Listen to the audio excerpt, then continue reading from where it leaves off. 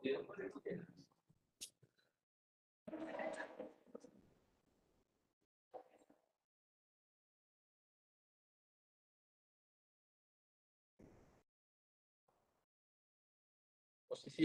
yang simetris di sini saya ya.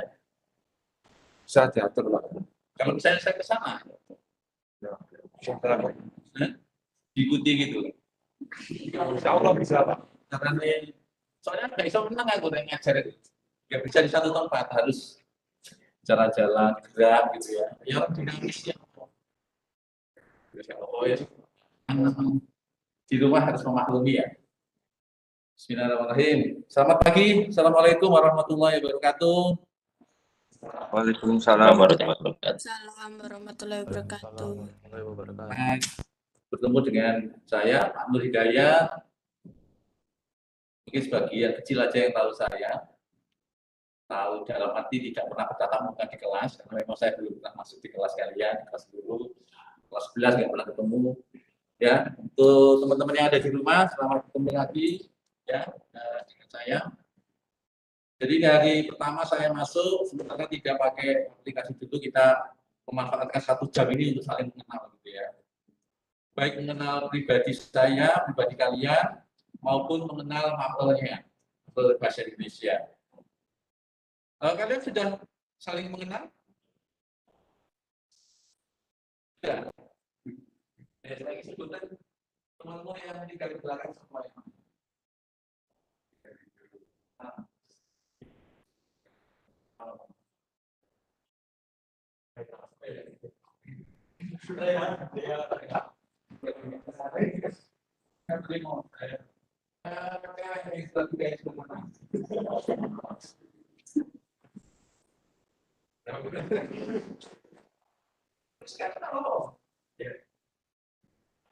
perkenalan. Jadi 2 tahun kemarin kamu sia-sia waktu untuk mengadakan interview nanti gitu. Waduh, emang ya. Tentunya kita sering mengenal mengenai pas dulu ya. Salah satu kekuatan kita itu samaan sama pengenalan itu. Itu kekuatan desain sekolah yang seperti ini memang memungkinkan kita harus saling mengenal. Ya, tapi kalau pandemi mungkin ya alasannya itu ya. Nggak boleh sih jadi alasan. Jadi 7 cewek belum kenal semua. Gitu ya.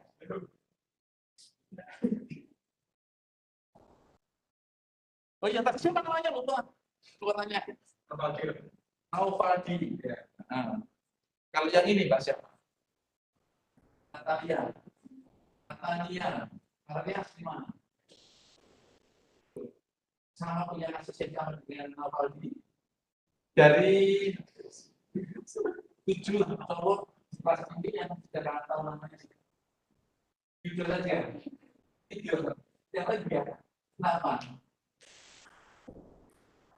Oh gitu. Hanya satu kelas saja kita kenal ya, pasien tidak ya. Sama juga dengan yang lain. Siapa yang merasa punya kenalan paling banyak di sini?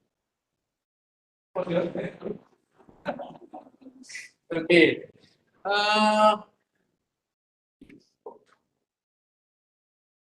Fadli, coba kamu tanya ke teman-teman cewek, apa pertanyaan yang kamu ajukan ke mereka? Ada nggak? Ditanya apa? Mau pertanyaan nggak ono? Terus yang ini siapa namanya? Tidak. Iqbal. Apa lagi? Bisa dibawa. Malang daerah mana? Jadinya mana? Kalau sekolahmu masih Pak Samsudin atau Bu Bibi? Enggak ya kepala sekolah itu. Ada dulu namanya Bika Sasono. Itu bahasa Indonesia ya. Ada yang namanya Pak Yudi Bambang.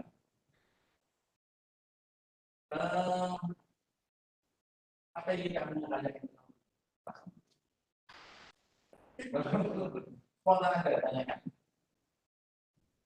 Apa kira-kira? Ya, no. Oke. Jadi gini ya, Raya. Pembelajaran bahasa Indonesia itu tujuan utamanya persentase yang terbanyak itu komunikasi, ya. Jadi aku di bawah meneng, ya kecuali kalau baca buku sih, tapi tetap baca buku nanti harus ada dialog, dan itu bagian dari komunikasi. Jadi pembelajaran bahasa Indonesia kalau tidak komunikasi, saya nggak mau ngajar. Belajar bahasa Indonesia harus komunikasi. Dan akhirnya saya berani menyimpulkan kesuksesan hidup itu nomor satu adalah komunikasi. Apa saja sudah, coba kamu cari, tanyakan ke saya, ya. Dari pengalaman hidup saya yang usianya jauh dari kalian, ya, Pak Nur berani menyimpulkan ternyata keberhasilan hidup itu kekuatannya di komunikasi. Orang sukses itu karena komunikasi, orang gagal juga karena komunikasi. Maksudnya komunikasinya gagal, ya. Jadi kalian tidak boleh menyalahkan orang tua yang sedang bermasalah. Mereka tidak akur, mereka tidak kompromis, karena mereka terkendala komunikasi. Kalian tidak bisa satu bahasa dengan orang tua. Itu karena komunikasi. Nah, saya tidak ingin kamu setelah lulus itu menambah masalah. Malah kalau bisa menyelesaikan masalah. Makanya di sini ayo kita kurangi kendala-kendala komunikasi. Jadi sudah habis ini tidak boleh disuruh bertanya, nggak ada pertanyaan, nggak mungkin pertanyaan itu jutaan. Ya, jadi sekarang Pak Tun memulai dari pertanyaan. Tahu dulu ya, tahu dulu. Di sini yang merasa suka sepak bola ya Pak? Ya. Nanti terakhir. Siapa tadi? Yo gosok. Ridho. Bang,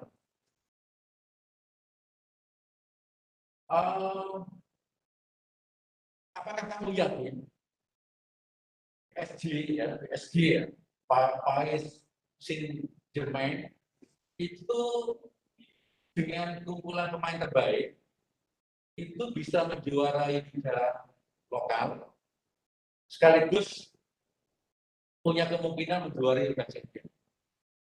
Jawabanmu apa? Tidak bisa. Artinya tidak ada jaminan dengan pemain terbaik itu, apalagi masukkan beberapa pemain bagus dari India, Donnarumma, Messi sama satunya Ramos. Apa? Ramos. Mengapa kalau tidak menjamin bahwa mereka tidak belum tentu juara champion lah. Kalau liga mungkin bisa karena mereka sudah sering kan. Apa alasanmu mereka tidak mungkin juara champion? Kebersamaan. Mengapa mereka tidak bisa membangun kebersamaan? Karena mereka sudah pengalaman. Satu dulu ya. Mereka kan sudah pemain-pemain pengalaman. Mengapa tidak bisa chemistry? Ya. Kan seharusnya mereka dengan jabatan yang tinggi, ya, dengan status superstar gitu, itu seharusnya kan ada jaminan bahwa mereka sudah langsung style ya. Istilahnya bahasanya itu klik ya, kok foto ya, klik gitu kan. Satu jawaban satu ada jawaban, menurut Iqbal apa? Jadi bebas sebenarnya komunikasi, kuncinya di komunikasi, dan jawaban benar salah. Apa kok kami merasa mereka tidak ada jaminan juara champion? Ketidakcocokan. Jadi agak persoalan personal. Terima kasih. Siapa tadi yang jawab? Ridho. Apa orang itu? Tidak ada jaminan mereka.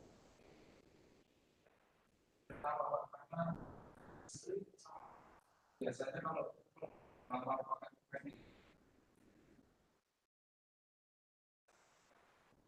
di semangat bahasa itu kan sama itu terlalu pasif jadi kurang bisa. Nah, sekarang apa artinya jam terbang begitu tinggi ya, sebagai pemain besar, gaji tinggi, Messi, Ronaldo, itu kok masih harus terbebani oleh itu. Terus akhirnya kan sia-sia kan kita beli pemain besar itu.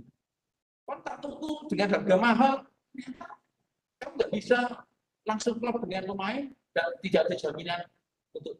Terus gimana menurut saya? Gimana letak sebuah kadar pemain besar itu, pemain mahal itu? Gelarnya. Oke, saya simpan. Ada yang punya jawabannya berbeda. Kenapa?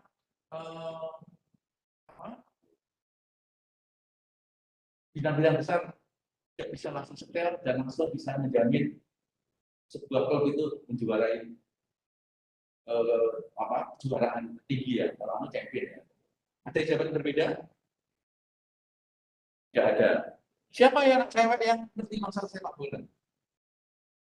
Tidak ada. Kenapa kamu kok tidak mau membahas sepak bola? Kamu gitu ya, namanya siapa? Natasha.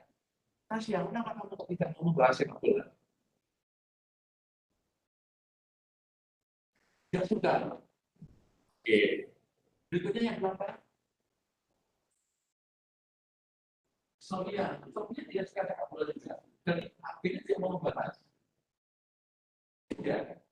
Kenapa tidak suka sepak bola dan tidak mau membahas? Karena bosan. Oke. Jadi sesuatu yang tidak kita sukai pasti membosankan. Masalahnya, apakah sesuatu itu memang harus kita sukai karena kita tidak? Apakah sesuatu itu harus kita hindari karena kita tidak suka? Jika atau tidak ya, kita kadang-kadang perlu mencoba sesuatu walaupun itu kita tidak senang. Karena kita tidak tahu, jangan-jangan suatu ketika itu bermanfaat. Tolong anak laki-laki dibantu menjawab, apa pentingnya anak putri tahu sepak bola dan mau membahas sepak bola? Hubungannya siapa yang berani dijawab? Ayo, juga supaya mereka membuka diri untuk aku kok ngerti sepak bola ini kok. Ada yang bisa membantu? Yang pertama, sepak bola sudah menjadi isu global. Sama dengan global warming, sama dengan artis tenar, sama dengan negara-negara di dunia yang bermasalah. Semuanya nggak apa-apa kalau kita tahu. Karena itu sudah jadi isu internasional. Jika ketika kita ngomong di suatu forum, kebetulan forum itu membahas itu, tidak ketinggalan. Kita tidak menyendiri, tapi kita bisa masuk ke wilayah itu. Makanya Pak Nur berusaha untuk sampai nggak ngerti, masih aku nggak seneng. IT itu aku nggak seneng, tapi aku betul masuk. Berita artis itu saya nggak seneng ya. Infotainment itu di televisi banyak ya, tapi aku harus masuk. Jadi kami saya artis, mau nggak mau saya harus tahu. Ya tahunya kan tidak harus mendalam, gitu ya. Khawatirnya nanti di kantor ibu-ibu ngomong ikatan cinta, itu jadi ngerti gitu ya. Jadi iya kan masuk kali itu kok digemari kenapa? Kalau ikatan cinta saya nggak tahu, akhirnya saya tersisih. Satu tersisih. Nanti saya kumpul dengan cowok bahas game, saya nggak paham, saya tersisih. Nanti cowok-cowok membahas cara ya cewek atau bahas cewek ya bicara nama itu pak laki-laki itu cewek kan saya orang juga kalau saya ngerti tentang kewanitaan salah saya nanti tersisih. Begitu juga artis yang baru menang di award Indonesian Award siapa artis terpopuler? Raffi Ahmad. Terus lapor Pak itu semua bintangnya sudah di komandannya itu. Siapa itu? Gandengannya Sule itu loh. Andre ya. Andre kalah. Al-Kalam, Mandosopo itu Arya Saloka ya. Satunya lagi, pokoknya cowok itu. Ini satu-satunya cewek malah menang. Siapa yang menang? Amanda yang jadi Andin di Kata Cinta ya. Ya, ngono ya, penting apa enggak sih Pak Nur? Saya nggak tahu. Pokoknya saya tahu aja. Soal nanti itu ternyata nggak bermanfaat, nggak apa-apa. Toh nggak saya masuki kan wilayah itu sampai mendalam, hanya tahu saja. Minimal Pak Nur tidak gagal komunikasi ketika berkumpul dengan siapa saja. Gitu ya. Oke. Jadi kuncinya sudah ketemu bahwa pembelajaran bahasa Indonesia dalam komunikasi. Mengapa ini harus ditekankan? Bukan persoalan bahwa itu nanti bekal kalian lulus, tapi juga bekal saya untuk menambah nilai. Nilai saya tidak hanya tulis. Nilai saya juga saya ambil dari lesan. Jadi anak-anak yang banyak tanya, banyak menjawab, tanpa memikirkan benar salah, itu masuk dalam penilaian saya. Itu sudah saya tekankan mulai tahun 2000 Pak Nur masuk di sini. Jadi Pak Nur di sini ngajar sejak tahun 2000. Jadi Bu Iva itu muridnya Pak Nur. Hadi itu muridnya Pak Nur. Irga, Ibu, Pak Dinda. Hadi kelas 3 Pak Nur masuk. Saya nggak ngajar beliau. Begitu masuk, saya langsung menerapkan komunikasi. Cuma bedanya kalau dulu saya sering pembelajarannya di luar, dari sini. Jadi saya sering bebas, kamu boleh mengekspresikan apa di luar kelas, tidak di dalam kelas. Kalau sekarang sering di dalam kelas, tapi ya, semuanya di dalam kelas. Jadi penilaian saya tidak melulu kognitif, tidak melulu tes tulis, tapi juga keaktifan di dalam komunikasi. Itu yang harus kamu pegang.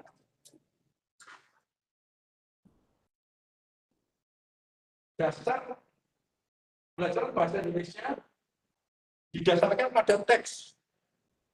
Mulai kalian SMP kalau tidak salah, itu sudah mengenal pembelajaran teks.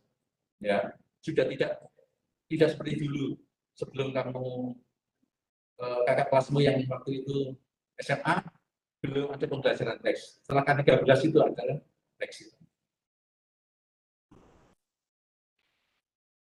Pertanyaannya, tolong dijawab.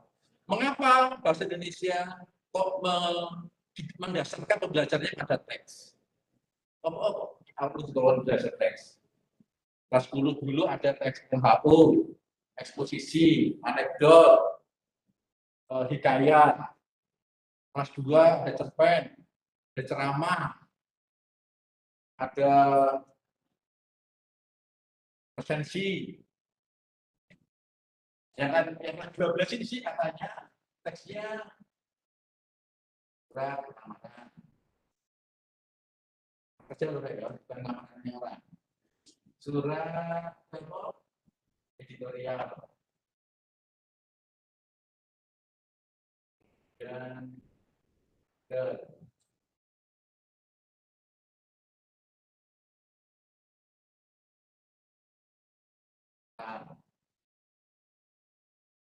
surat dinas.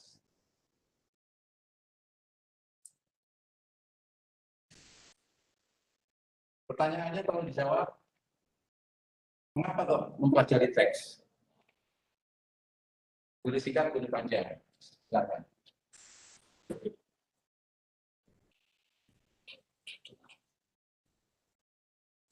Yo, belajar menyampaikan pendapat. Silakan.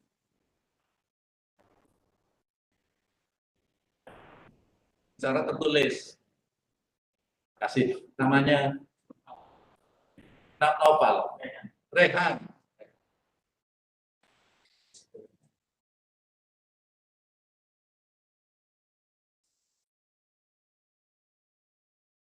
Yang kedua, apa teks yang dipelajari, bukan yang lain.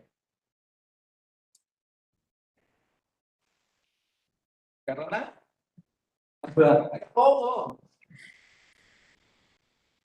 aku sebenarnya ngajar itu apa itu sekarang. Apa ya? Nanti lah, kamu nggak usah terbelenggu ya oleh kondisi, bebaskan aja. Mengapa harus belajar teks? Karena teks itu sebuah atau suatu keutuhan. Di dalamnya ada tema atau topik, ada gagasan, ada struktur, ada ciri, atau sifat, ada kebahasaan, ada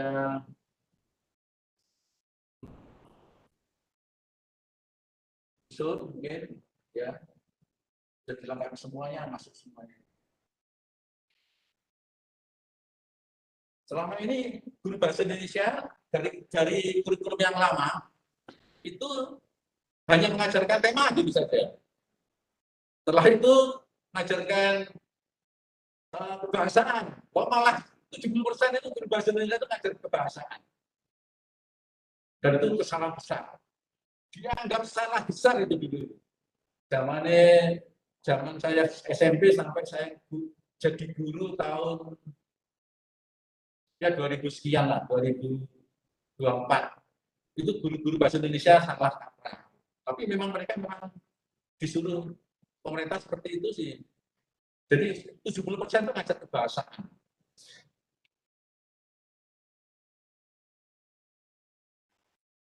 Dan kadang cuma sama struktur ini, 20%-nya. 10%-nya cuma dibagi untuk tema, gagasan, ciri, sama unsur. Masuk contoh juga. Ini sih jarang. Guru bahasa Indonesia dulu itu sering mengajar kebahasaan, jarang ngasih contoh gitu. Jadi anak-anak nggak tahu. Diketahui cuma bahasa saja gitu. Dan ternyata mereka nggak dapat manfaat apa-apa. Gitu. Ini dirubah sama pemerintah mulai tahun 2013 itu lewat K13 itu dan disempurnakan oleh Mas Menteri itu, Mas Nadiem itu. Disempurnakan lagi. Tidak ada UN. Dan saya berani bersumpah di antara guru bahasa Indonesia lingkup Malang lah. Nurah dulu yang termasuk yang tidak suka atau dia setuju ujian nasional. Berani saya mengatakan seperti itu beberapa tahun yang lalu. Dan itu di forum. Karena saya termasuk pengurus organisasi guru bahasa Indonesia Semarang. Makanya saya tadi tahu ini kepala sekolah yang lupa hebat apa, kemudian gurunya siapa. Guru-guru SMP saya 1-2 kenal. Semua guru SMP di Malang 1-2 saya kenal, khususnya bahasa Indonesia. Karena saya pernah di organisasi. Itu saya sering mewacanakan itu. Kita nggak setuju ujian nasional. Terus saya memberikan alasan. Kenapa? Karena bahasa Indonesia terlalu fokus di ini bahasa. Ini loh sangat penting kalau tidak dihiraukan gitu.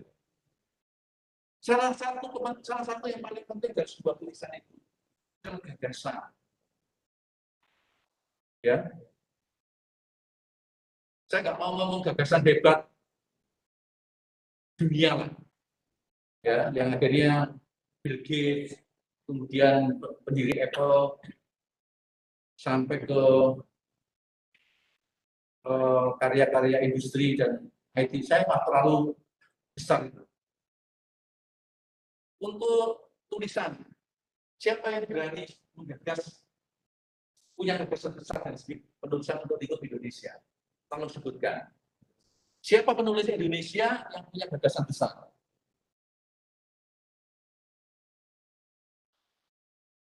Penulis Indonesia atau orang Indonesia yang punya gagasan besar, khususnya dari segi penulisan. Mungkin yang di rumah boleh menjawab, siapakah orang Indonesia yang punya gagasan besar dalam penulisan? Siapa? Ayo, waktumu tidak banyak, Tore. Habis ini 3 bulan, 1 bulan setengah. Sudah ujian akhir semester. Nanti kelas semester genap sudah ujian UKK sama UBS. ya kan? Tidak banyak waktu untuk diam gini aja, harus berani menyampaikan sesuatu. Malu atau sudah waktunya sudah nggak untuk malu sekarang ini. Ayo, siapa wanita Indonesia atau orang-orang Indonesia yang punya gagasan besar dari penulisan dalam hal penulisan?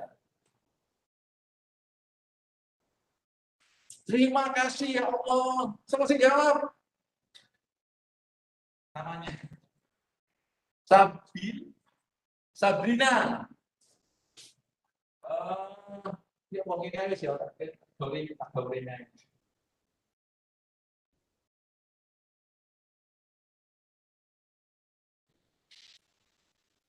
Ayo, kita tahu sih bisa apa.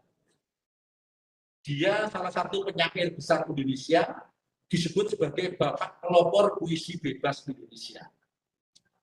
Muncul tahun 1942, puisi-puisinya luar biasa. Dia dianggap merombak tatanan puisi sebelumnya yang terlalu ditata oleh jumlah kata, jumlah baris, jumlah pantun. Pantun harus 4 baris, rimanya AB, AB.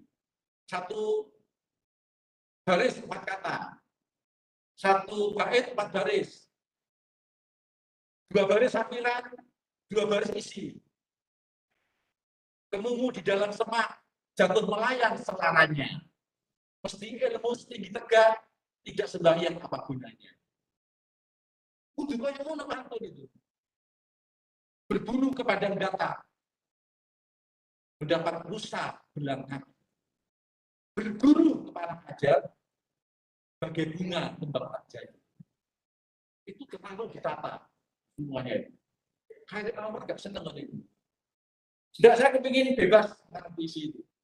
Maka dia membuat karya-karya puisi, menggagas puisi yang bebas itu. Maka salah satu puisi yang terkenal itu lewat buku mau seorang punak merayu tidak dijangkau. Ini binatang dalam dari kumpulannya yang terbuang. Kata-kata yang terkenal ya. Siapa lagi selain dari Terwal?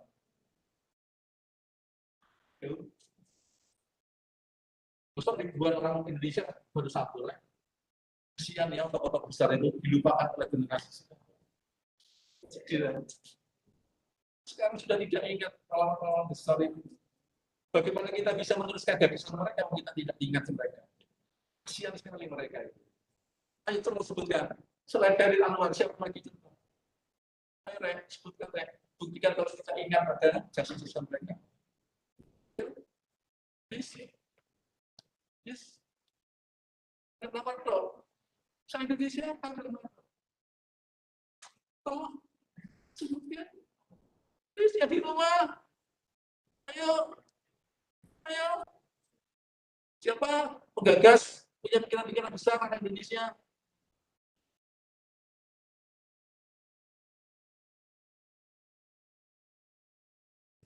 Ayo siapa lagi? Apa?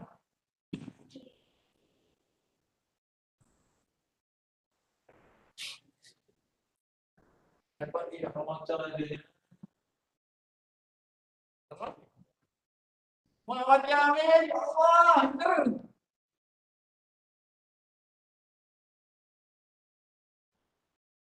Ini di antara sekian besar jasanya di bidang politik. Dia orang sastra penemu penggagas puisi soneta di Indonesia. Puisi soneta itu dari Itali, dibawa Muhammad Yamin ke Indonesia. Jumlahnya 4 baris puisi soneta itu. Primanya ABBA, CDC, DCD. Itu Muhammad Yamin. Kok di bidang politik pikiran-pikirannya banyak sekali ya. Termasuk yang menulis sejarahnya Gajah Mada, Muhammad Yamin. Jika orang akhirnya terpedaya, wajahnya Gajah Mada itu dikira wajah asli. Padahal bukan itu. Wajahnya Gajah Mada itu wajahnya Muhammad Yamin. Selama ini orangnya yang bertemu itu kan yang dia itu Muhammad Yamin itu. Saya Muhammad Yamin. Siapa lagi? Agak maaf ya, agak sedikit mampu PKI ya, karena baru saja terjadi kan.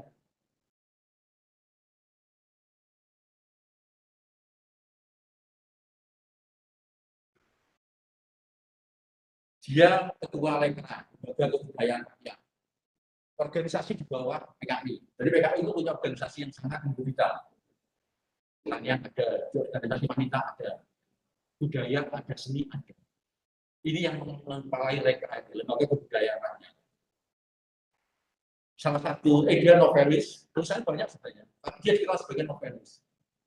Ya, salah satu novelnya yang terkenal, ada sempat difilmkan, judulnya yang diperankan sama Iqbal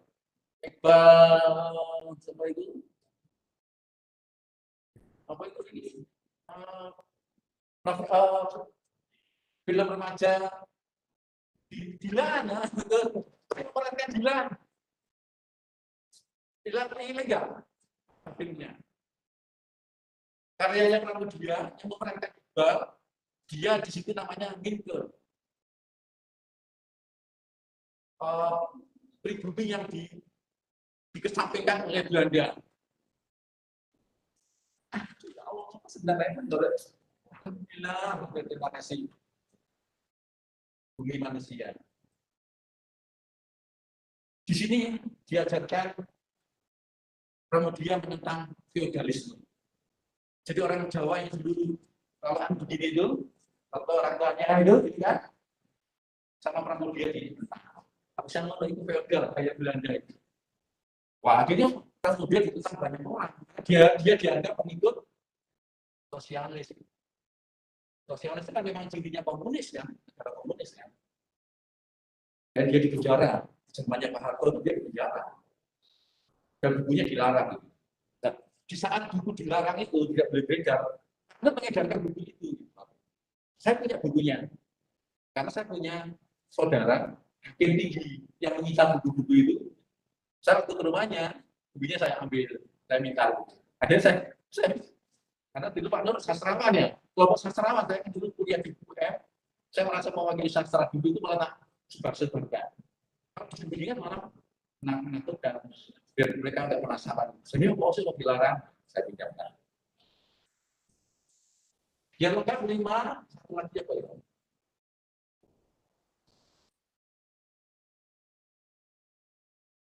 Sastrawan sudah, penyair sudah, politikus sudah.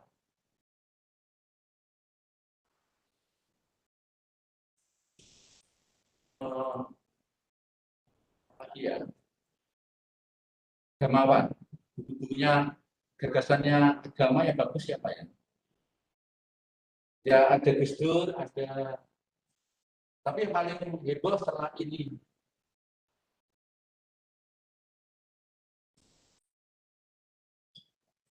Tapi sudah meninggal orangnya. Ini dianggap membaharu pemikiran Indonesia. Kalau tokoh-tokoh lama kan banyak, ya Ghazali, yang perawi-perawi itu kan. Jadi ini yang jarang dibahas di pembelajaran bahasa Indonesia tentang gagasan itu.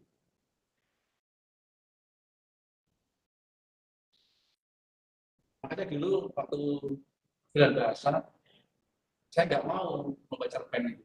Jadi penigraf aja. Penigraf itu cerpen 3 paragraf. Dan lejakannya di ruangan. HP tidak boleh dibawa, nggak usah pakai tangan aja. Kenapa? Karena gagasan saya pentingkan. Ya. Jadi harapannya dengan kamu belajar teks, selain kamu mengetahui bentuk komunikasi tulis, kamu paham tentang kebutuhan. Bahwa teks itu satu kesatuan. Oh, diajarkan sekali. Dan itu yang selama ini akhirnya ya maaf orang Indonesia lemah kan di bidang kemampuan tulis menulis itu. Penulisnya kan jarang. Penulis tapi ya, seiring dengan waktu sekarang penulis novel sudah bermunculan banyak sekali ya. Di sini ya gurunya jadi penulis ya harus sekali. Dari 70 itu berapa ya? Ya sampai 10 kok yang di sini jadi penulis. Karena saya berani nggak sampai 5 yang jadi penulis itu. Mereka takut menyampaikan gagasan. Ya sudah menjalani sesuatu sesuai dengan selera masing-masing. Padahal kita harus berani keluar dari atas itu. Orang yang berani keluar dari batas, maka dia akan berani menyampaikan gagasan. Jadi itu prinsip dari teks itu, selain itu apa lagi ya? Selain masih tulis ke Tuhan, teks itu sebuah dokumentasi.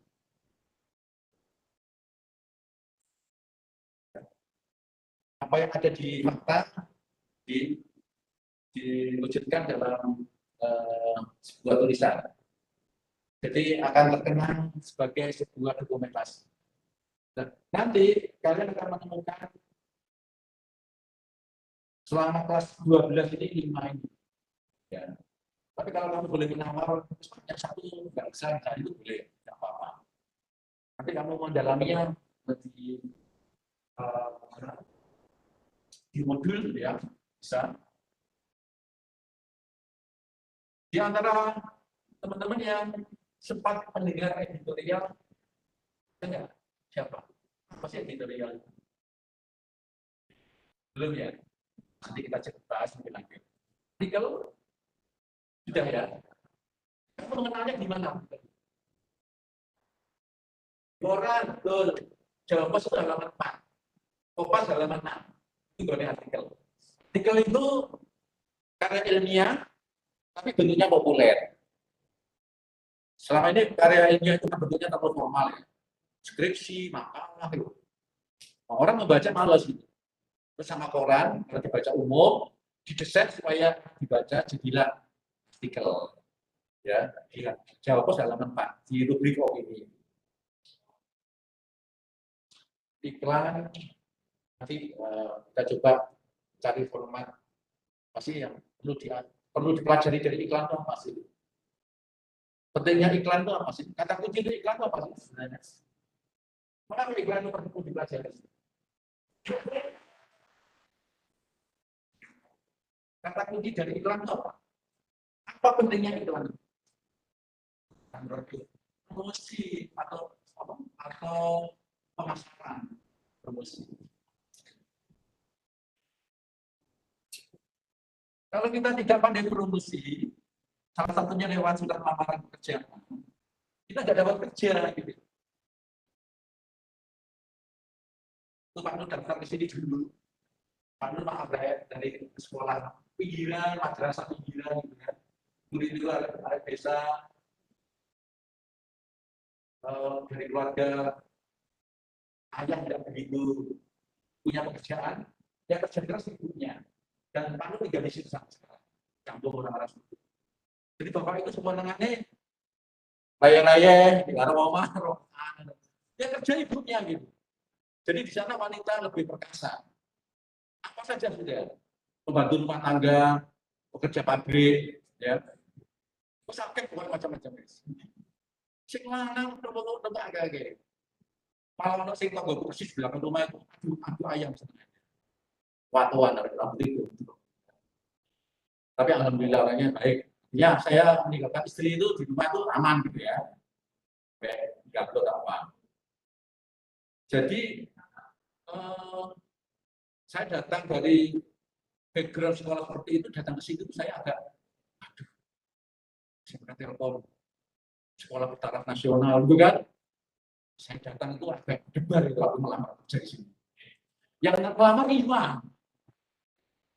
Yang saya datang, yang saya lakukan adalah membaca fenomena dulu. Saya itu kayak gini, kayak 4 orang itu 2 tidak datang, tinggal 2 saya ingat. Belum modelnya kayak gini, sudah saya ambil kelemahan mereka gitu. Saya nggak mau melihat kekuatan mereka, tapi kelemahan mereka. 2 orang ini kelemahannya di mana? Itu yang nanti akan saya ambil untuk membesarkan diri saya. Ketika saya ditanya, Anda sebagai guru, calon guru baru, masuk di sekolah kami, namanya Pak Nuzul, wakil guru.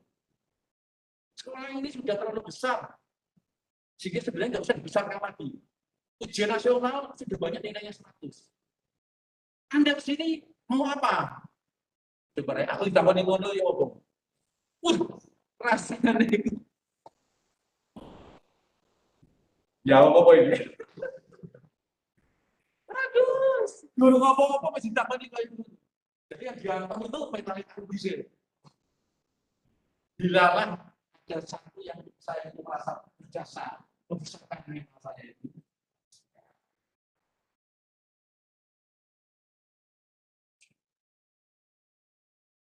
Jadi mana yang harus melindungi aktif di organisasi. Jadi mana harus senang sama organisasi. Dia dilatih mental, dilatih bagaimana dia berkomunikasi. Ya akhirnya kamu bisa jawab. Ya sudah, yang otot-ototan gitu kan. Dan dua yang aku itu yang mewawancarai apa? Tiga itu dua itu guru pilar di sini. Selain Pak Nuzul, namanya Bu Sri Panganti. Itu semuanya tahu. Semua siswa kata-kata kelas semua kata lama itu tahu. Sopo Bu Sri Panganti. Wah itu wes. Karena kan guru saya sih Bu Sri. Tidak ada. Guru sekarang enaknya muda-muda. Bu Sri itu ujian UAS kurang seminggu. Hari Senin depan. Senin 1 minggu sebelumnya sudah masuk Bu Sri. Ditemukan. Enggak.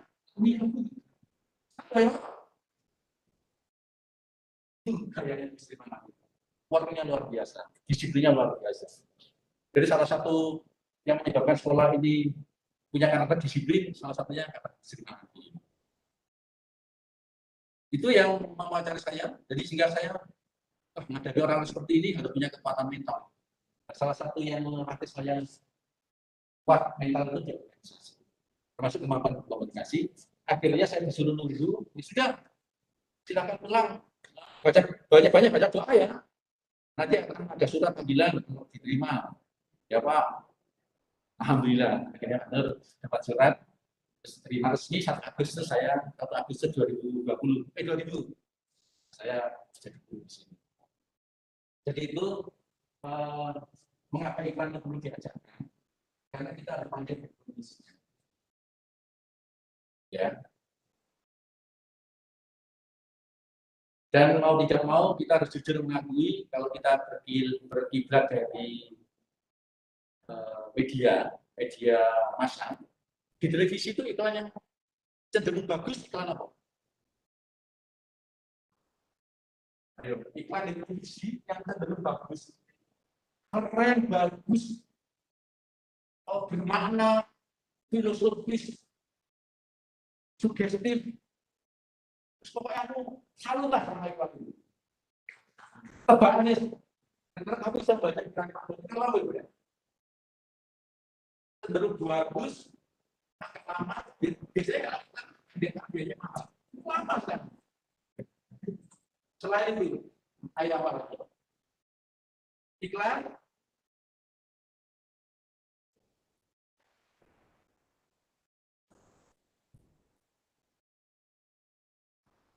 rokok, coba kita nonton itu. Jalan-jalan itu coba. Mana ada ikan rokok yang sebelah gitu? Wah, ini ambil ya. Karena mereka dikhianati sama aturan. Salah satu pengkhianatannya, kamu boleh beriklan, tapi ada 2 syaratnya. Tidak boleh ada barangnya, tidak boleh ada aksinya. Jadi uang rokok itu gak oleh. Uang itu gak oleh. Pokoknya itu aturannya 2 itu. Terus aku gak ngerti, pokoknya aturannya ini. Karena ini bahaya untuk generasi macam-macam, maka ketika kamu beriklan, 2 itu yang akan menghindari. Jangan ada barangnya, jangan ada aksinya. Oh, disitulah akhirnya orang-orang kreatif itu mulai beraksi, gitu kan? Dengan 2 larangan itu. Dan iklannya seperti itu. Jadi itulah iklan yang biasanya terjadi kehebatan orang-orang yang karena ditekan ya. Jadi Pak Nur ngomong wilayah ilmiah loh ya, bukan berarti itu saya mengajukan merokok itu. Wah, aku juga merokok, saya sampai sekarang tidak merokok. Kumpulanku ya perokok. Ya, dulu di sini guru-gurunya merokok. Tapi setelah ada aturan mulai dari sekolah-sekolah sebelum Pak Edi ini yang meninggal ya, itu akhirnya ada pelarangan selama di sekolah guru-guru yang boleh merokok. Kalau dulu 1, 2, 3 ada guru yang merokok di kantor merokok, di tempat terbuka itu merokok gitu ya. Mulanya merokok. Saya kalau camping, kalau mendaki di Semeru, di Bromo itu teman-teman merokok semua. Malah SMP itu kenalannya aku malah peminum-peminum bir itu. Jadi SMP itu aku tuh ke belakang, keluar dari sekolah itu, waktu istirahat itu saya kumpul sama anak-anak teman-teman yang peminum bir itu. Tapi saya nggak minum sampai sekarang. Sampai sekarang nggak merokok. Ya, ini menurut ilmiah. Kalau sudah berbicara dalam tataran yang bisa dipertanggungjawabkan. Ngomong seperti ini kan tadi saya ngomong secara ilmiah. Tidak berbicara tentang sebuah ajakan atau sebuah penolakan, tidak. Jadi apa yang saya omongkan boleh diminta pertanggungjawabannya. Kenapa Pak Nur kok ngomong seperti itu? Karena saya sudah menetapkan posisi saya sebagai orang yang berada di forum ilmiah. Sekolah ini forum ilmiah. Jadi harus bisa dipertanggungjawabkan. Ngomong-ngomong ilmiah itu nanti masuk di ya, wilayah ilmiah.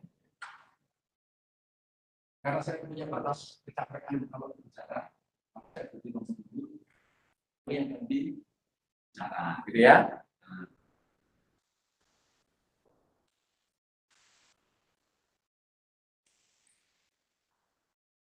Aku nunggu ini kan kelihatan kamu ya gak enak ya. Oh, jadi gak boleh duduk saya. Wes mau tanya apa sih? Apa saja bebas. Ini nggak sampai sih. Ya. Ya, tanya apa? Oh, silakan.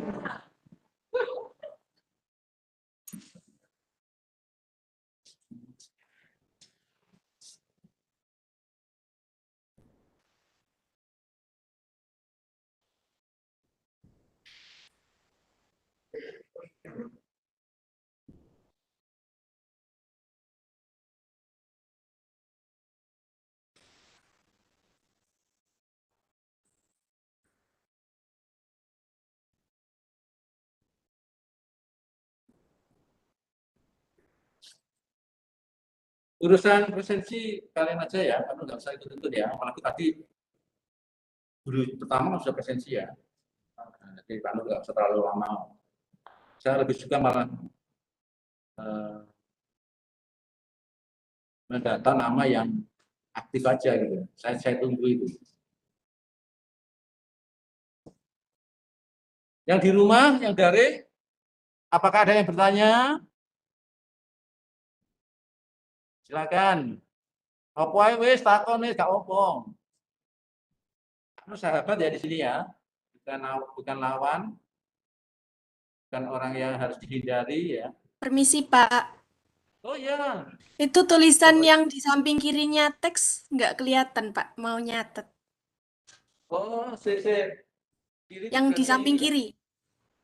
berarti yang sini. Bukan, yang sampingnya. Iya. Oh, ini enggak Iya. penting kan. Sopo Oh. Mila, maaf. Yang ini tidak perlu penting, ini hanya informasi dukungan aja. Ya. Yang penting mungkin yang sebelah sini. Bahwa teks itu yang harus dipelajari untuk kelas 12 minimal ini surat lamaran pekerjaan, editorial, artikel, iklan, surat dinas. Sebenarnya ada yang lain juga ya, tapi khawatir nggak nutut nanti waktu kita. Terus mengapa kita mempelajari teks? Karena sebagai bentuk komunikasi tulis, teks itu suatu keutuhan dan sebuah dokumentasi, bentuk dokumentasi. Kalau tidak bentuk teks, tidak dokumentasi. Novel itu teks, puisi satu teks, ya. Hikayat satu teks, anekdot satu teks. Itu dokumentasi, sehingga tersimpan. Ya, kamu bisa menemukan di mana-mana. Tapi kalau bahasa gerak, bahas kebahasaan tidak ada dokumentasinya. Ya, nggak pernah ada yang orang menulis kebahasaan dikit terus kemudian tersimpan. Sebagai sebuah keutuhan, karena memuat tema, gagasan, struktur, ciri atau sifat kebahasaan, unsur, contoh, ya. Dan yang paling penting dari semua teks itu marilah kita mulai menghargai sebuah gagasan. Semakin kita sering membaca, semakin sering kita menemukan gagasan orang-orang hebat. Ya. Sastrawan yang baru meninggal itu juga dianggap penyair hebat. Namanya Sapardi Djoko Damono. Itu Uji-ujinya luar biasa. Dosen UI ya, meninggalnya setahun yang lalu sebenarnya ya. Sempat saya tuliskan sedikit profil orangnya itu dalam sebuah cerpen dan sudah saya ikutkan lomba tingkat nasional tapi nggak menang. Sebenarnya harus memo. Ya, judulnya Kematian yang Indah. Nah, cerpen saya itu sudah masuk di moklet.io atau OI? IO ya. Kalau di IO ya, bukan OI ya. Jadi ada alumni yang membuat blog itu moklet.io gitu. Tulisan saya 7 kalau nggak salah sudah masuk di situ. Itu ya, Mila. Ada lagi yang lain? Habis waktunya. Terima kasih. Sama-sama Mila. Sudah ya, cukup ya. Maaf ya kalau kamu membosankan ya. Enggak ya. Maaf. Minggu depan kemudian kerja kembali, kamu sehat, kamu sehat. Jadi orang tua di rumah sudah sehat. Sempatkan ada kegiatan yang lain supaya tidak membosankan itu. Belajar terus bosan, main apa aja lah, bisa menyenangkan itu. Dari Manur cukup begitu. Apa yang tanggung jawab yang belum saya penuhi di sini di wilayah administrasi? Nggak ada. Cukup ya, sudah cukup. Nggak harus ngisi apa. Nggak ada ya. Saya akhiri. Assalamualaikum warahmatullahi wabarakatuh. Waalaikumsalam. Ya.